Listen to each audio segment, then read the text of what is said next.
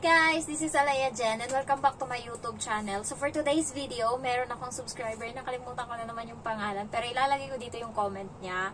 Sabi niya, legal holidays ng mga domestic helper dito sa Hong Kong. Ayan. So ngayon na 2023 is merong 13 days legal holiday. So yun yung January 1, New Year's Day. January 23, 24, 25, Chinese New Year. April 5, Qingming Festival, May 1, Labor Day, May 24, Buddha's birthday, June 22, Chuan Nang Festival, ayun ba yung Dragon Boat, ayan, so July 1, Hong Kong Establishment Day, ganon, SAR, tapos September 30, kahapon is Mooncake Festival, October 1 ngayon is National Day, and October 23, Chungyong Festival. Yun na yun. Last na ano na namin, December 25, Christmas Day. So, yun lahat ng 2023. So, meron na lang natirang dalawang holiday ngayong 2023. Yun yung Chungyong Festival ng October 23 and December 25, Christmas Day. So, ngayon, yung 2024 naman na holiday, yung isasabihin ko sa inyo. Ayan. So, ito yung paghandaan nyo kasi ito na yung ano. Meron siyang 14 days na legal holiday, pero depende sa amo kung December 25 or December 26 kanya pagdi-off-in. Either sa dalawa. Christmas Day yon, pero depende sa amo kung 25 or 26 kanya pag di-open. So, parang 13 days lang din yung total niya. Pero nilagay nila sa Google is 14 days. Ayan. So, eto na. Yung January 1, New Year's Day. Ayan. So, and then February 10, 12, tsaka 13. Ayun yung New Year nila. Chinese New Year. Mayroon pa talagang February 11 na space. Baka dyan sa time na yan, meron tayong ampaw na makuha or red packet pa tawag nila doon. Baka meron tayong takimkim. Ayan, sana naman. Employer, char. Ayan, so meron space. So, February 10. Ulitin ko ulit. January 1, February 10, 12, 13. Ayan, so itong tatlo is Chinese New Year. So, hayahay ang buhay. Ayan, April 4, Qingming Festival. May 1, Labor Day. Ayan, so, May 15 is Buddha's birthday. And then, June 10, Dragon Boat. And then, July 1 is Hong Kong SAR Establishment Day. Hindi ko alam kung ano yan, guys. Pero, ayun yun. And then, September 18, ayan yung Mid-Autumn or yun yung sineselebrate nila na may Mooncake. Ayan, Mooncake Festival. And then, October 1 is National Day. And then, October 11, Chungyong Festival. And then, December 25 or 26, either sa dalawa, pero isa lang yung makukuha mo dyan, Christmas Day.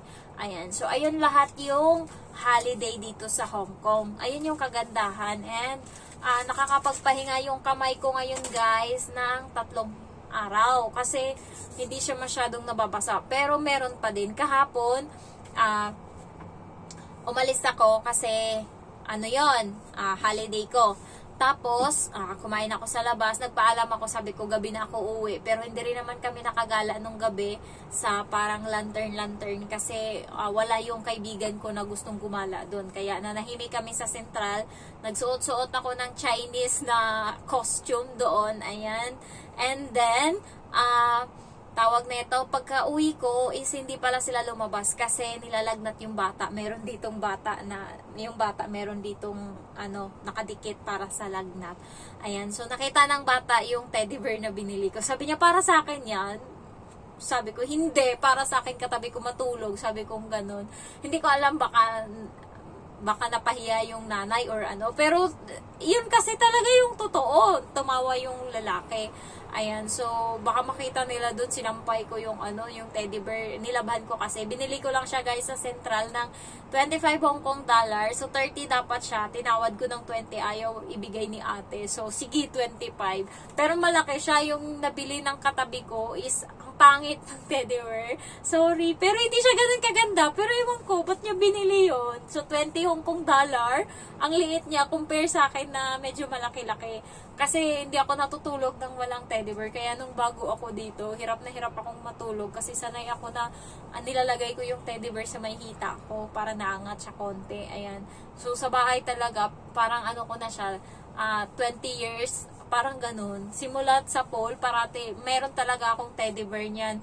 Kaya, ano talaga, parang nakita ko talaga siya kahapon, nagningning talaga yung mata ko, gusto ko talagang bumili. Ayan. So, pag uwi ko is makalat, pero wala silang, kalat sa kusina, konti lang yung hugasan ko, and nagkalat lang sila sa sahig, pinabayaan ko na lang sila doon. Ayan, so naligo ako, and then dinesinfect ko yung mga dala ko kasi naggrocery ako, and then nilinis ko, nirefill ko yung tubig nila, and then umakyat na ako dito sa taas. Ayan, so yung kinupit ko na kanin guys is nung Friday ng gabi, nilagay ko lang siya dito, hindi ko siya kinain kasi kumakain ako tanghali na, kumain kami ng kasama ko at 12 na, so hindi ko siya dinala sa central kasi alam ko talaga sa sarili ko na magbibili kami doon. Kaya ginawa ko, iniwan ko dito. So binuksan ko yung aircon para hindi mapapanis yung kanin ko kasi Friday ng gabi ko yun kinupit. And then Sabado dapat, 'di ba, mapapanis na yun. Kaya inon ko lang yung aircon, tinapat ko siya doon para malamig siya. And pag-uwi ko nung kagabi, so nakain ko pa siya. Okay pa, matino pa yung kanin. Ayan, so ayun yung pantawid gutom ko. Pero ngayon guys, wala akong kanin kasi hindi ako lumabas. Pero bumili ako kahapon ng tinapay. And then, nagtimpla ako ng gatas. Gatas ko pa to galing sa Pinas. Ayan, so hindi ko siya naubos kasi 1 kilo yung dinala ko. And hindi na ako nagagatas masyado ngayon kasi sayang yung oras. Dapat tinatrabaho ko na, nagagatas-gatas pa ako.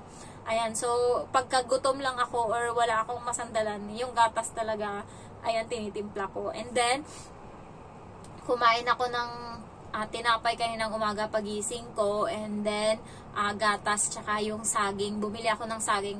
Kayo guys, pagka dito na kayo, always yung bilhin na prutas, saging. Yun yung sabi ng kaibigan ko kasi para potassium daw. Ayan. Hindi ko alam kung bakit. Pero 'di ba sa Pinas naman, parati nasa pagkainan talaga, present talaga always yung saging. Kaya sabi niya saging, kasi ako parati kong binibili apple, ganyan, lansones, orange, ganyan. Pero sabi niya, saging daw, mawala na daw lahat ng prutas, wag daw saging. Kaya yung saging na isang piling talaga yung binili ko kahapon. And then, ayun, araw-araw akong kumakain. Pero ngayon, umaga, tapos tanghali, yan din yung kinain ko. And then, apple. Ayan, so wala akong kanin ngayon. Meron ako dyan mooncake sa taas. Naumay na ako. Yung mooncake pala, ang mahal pala guys. So, yung isang balot is 498 Hong Kong dollars. So, sa pera natin, 714, 21, 28, 3,500. So, 4 yung laman nun, and binigay ng amo ko sa akin yung isa. So, parang nasa ano yun, nasa kulang-kulang 900 ata yung isa. Kaya parang ang mahal pala niya. So, thankful ako kasi nabigyan ako kahit papano ng mooncake nila.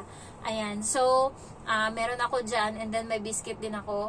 Kumain na din ako ng tinapay uli sa kusina, and kasi wala na sila ngayon, umalis sila. Kumain ako ng tinapay, and then mansanas, and then ayun, meron pa akong itlog na nilaga dun sa taas. Pero parang kaya ko naman palang mabuhay nang walang kanin. Tignan lang natin mamaya kung hindi ako magugutom. Pero bukas guys, day off ko, off uli, holiday uli namin. So, lalabas na ako bukas para bumili ng pagkain ko, and kakain ako ng kanin. So, bukas mag-grocery na ako ng tinapay para meron akong pagkain sa buong linggo. Kasi hindi natin alam, baka tinopak. Yung amo ko kasi guys, pagka masama yung loob niya sa akin, lalo pagka may mga mali akong nagawa, alam ko na yan kung anong ganti niya sa akin, hindi niya ako bibilang tinapay. So, ganun siya.